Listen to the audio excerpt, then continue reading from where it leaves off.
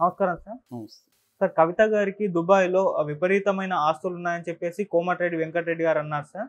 అంటే ఒక Burj ఖలీఫాలోనే 150,00,00,000 flat ఉందని కూడా ఆయన చెప్తున్నారు. అసలు బుర్జ్ ఖలీఫాలో అంత రేట్లుంటాయా? అసలు దుబాయ్‌లో మరి అన్ని ఆస్తులు కవిత గారికి ఉండే ఛాన్స్ ఉందంటారా సార్? ఉండే ఛాన్స్ అయితే పాజిబిలిటీ ఉంది. ఎందుకంటే బుర్జ్ ఖలీఫా అనేది కూడా ఆహ్, ప్రపంచంలోనే హైయెస్ట్ స్కై క్రాపర్ అంటారు దాన్ని. స్కై క్రాపర్ అంటే అతి లాంగెస్ట్ బిల్డింగ్ అనమాట. టాలెస్ట్ బిల్డింగ్, ప్రపంచంలోనే టాలెస్ట్ బిల్డింగ్ అది.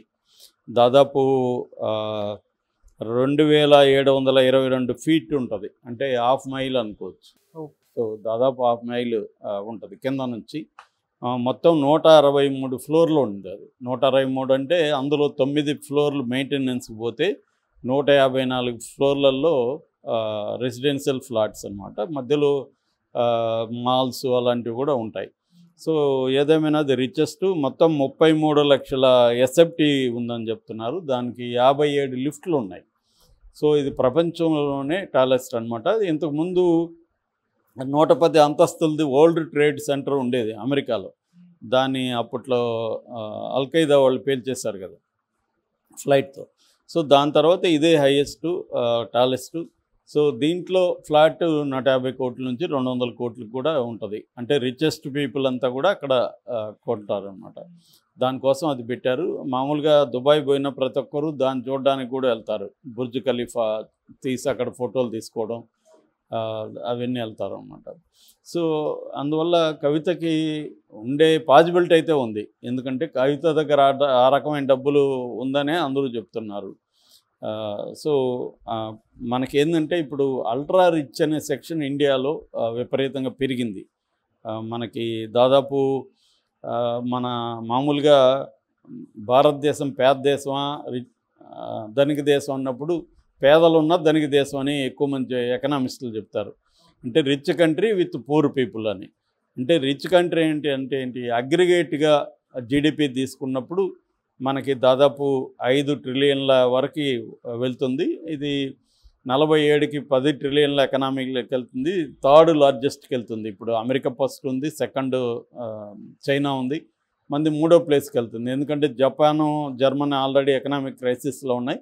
అవి 4, 5 స్థానాల్లో ఉన్నాయి. వాటిని దాటి ఇండియా వెళ్తుంది. ఇది ఎకనామిస్ట్ లాంటి వరల్డ్ రెనౌండ్ మ్యాగజైన్స్ కూడా కన్ఫర్మ్ చేస్తున్నాయి. అంతవరకు వాస్తవమే.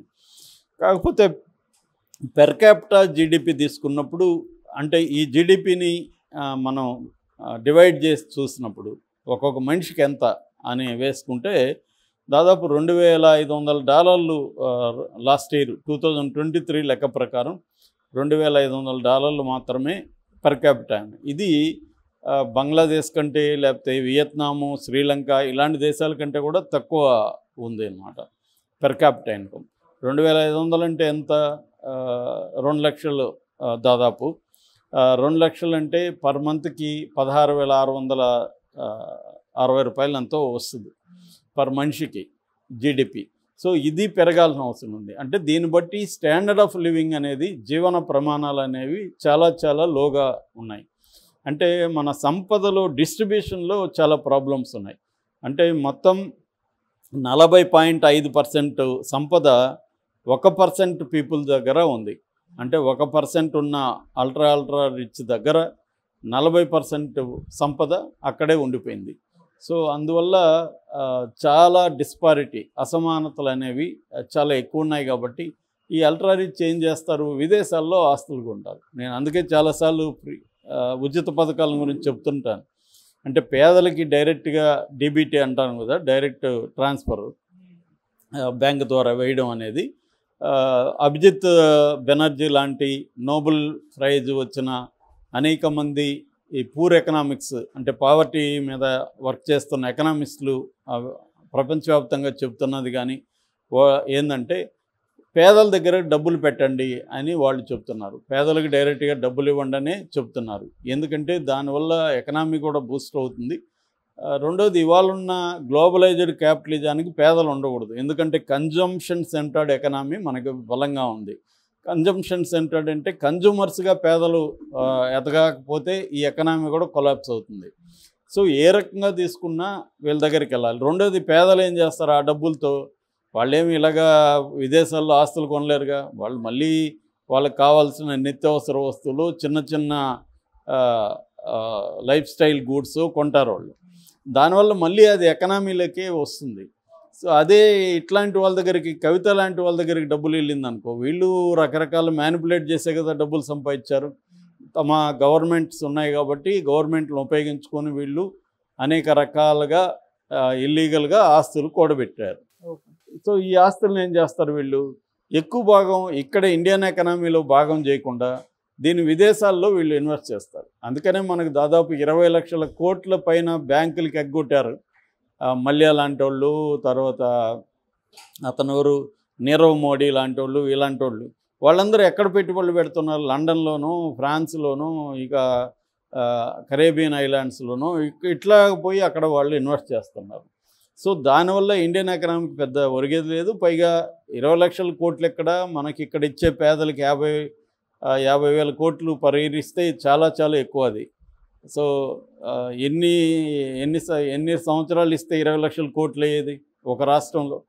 కాబట్టి మన దీనంతా అర్థం చేసుకోకుండా చాలామంది అంటే మైక్రో లెవెల్లో ఎకనామిక్స్లోకి వెళ్ళకుండా మాట్లాడుతున్నారు వితౌట్ డేటా. సో డేటా చూసినప్పుడు మనకి అల్ట్రా రిచ్ చాలా బలంగా ఉంది ఇండియాలో.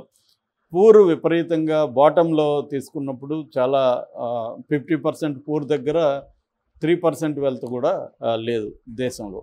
That is the major problem. అందుకనే ఫర్ ఎగ్జాంపుల్ గౌతమ్ అదానీ 2022లో గౌతమ్ అదానీ ఆస్తులు 46% పెరిగాయి. అంటే ఒక్క పర్సన్ దగ్గర ఎంత వెల్త్ అయిపోయింది.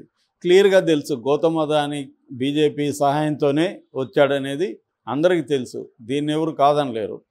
సో పొలిటికల్ పార్టీలను ఉపయోగించుకొని ఈ దేశంలో మోనోపలిస్ట్ కంపెనీస్ ఎవాల్వ్ అవుతున్నాయి. Fair and level playing ground లేదు బిజినెస్లో కూడా. అందరికీ ఈక్వల్ ఆపర్చునిటీస్ లేవు. అది మనకి ఎలక్ట్రల్ బాండ్స్ చూసినా కూడా అర్థమవుతుంది. ఎవరెవరు మోడీకి లేకపోతే వేరే పొలిటికల్ పార్టీలకు ఫండ్ ఇచ్చారు, ఆ పొలిటికల్ పార్టీస్ ఆ ఫండ్ ఇచ్చిన వాళ్ళకి ఏమేమి మేలు చేసాయో కూడా మొత్తం ఇప్పుడు ఓపిక ఉంటే మీ నెట్లో మొత్తం సమాచారం ఉంది. అనేక మీడియా సంస్థలు ఒక కూటమిగా ఏర్పడి దీన్ని ఇన్వెస్టిగేట్ చేస్తున్నాయి, బయటికి తీసుకురావాలని. కంపెనీలు ఎందుకు ఫండ్ ఇచ్చాయి, వాటికి ఏ రకమైన మేలు జరిగాయి, మొత్తం డీటెయిల్స్ ఉంది. ఇది మన దేశంలో జరుగుతున్నది. అందుకని చాలామంది ఏమని అంటున్నారంటే ఎకనామిస్టులు, ఈ జిఎస్టీ ట్యాక్స్ కూడా 64% జిఎస్టీ బాటమ్ వాళ్ళ మీదే ఉంది, కింద వర్గాల మీదే 64% జిఎస్టీ ఉంది. 9% మాత్రమే టాప్ 10 మీద ఉంది. అంటే ట్యాక్సులు కూడా ఎక్కువ పడేది ఎవరి మీద? పేద ప్రజల మీద పడుతున్నాయి. ఇండైరెక్ట్ ట్యాక్సెస్ కావచ్చు, ఇంకోటి కావచ్చు, జిఎస్టీ. మనం చివరికి ఆ మధ్య వాటర్ మీద, మజ్జిగ మీద కూడా మన నిర్మలక్క ట్యాక్స్ వేసిందనేది విమర్శలు వచ్చాయి కదా. సో ఆ విధంగా మనం ఏది పర్చేజ్ చేసినా, ఒక పేదవాడు ఏది పర్చేజ్ చేసినా అతని మీద జిఎస్టీ పడిపోతుంది. అదే టాప్ 10 మీద 9% మాత్రమే జీడిపి జిఎస్టీ ఉందన్నమాట. సో ఈ అంతరాలను తొలగించాలి. కేవలం 2% కానీ వెల్త్ ట్యాక్స్ కానీ పెట్టగలిగితే మన దేశంలో మాల్ న్యూట్రిషన్ ఉండదు. న్యూట్రిషన్ మీద 3 ఏళ్ళ వరకు మాల్ న్యూట్రిషన్ అరికట్టవచ్చు అని ఎకనామిస్టులు చెప్తున్నారు. అట్లాగే 1% కానీ ట్యాక్స్ వేస్తే నేషనల్ హెల్త్ మిషన్కి 1.5 ఇయర్ వరకు ఫండ్స్ ఇబ్బంది ఉండదు. ఎందుకంటే అది ఇంపార్టెంట్ నేషనల్ హెల్త్ మిషన్.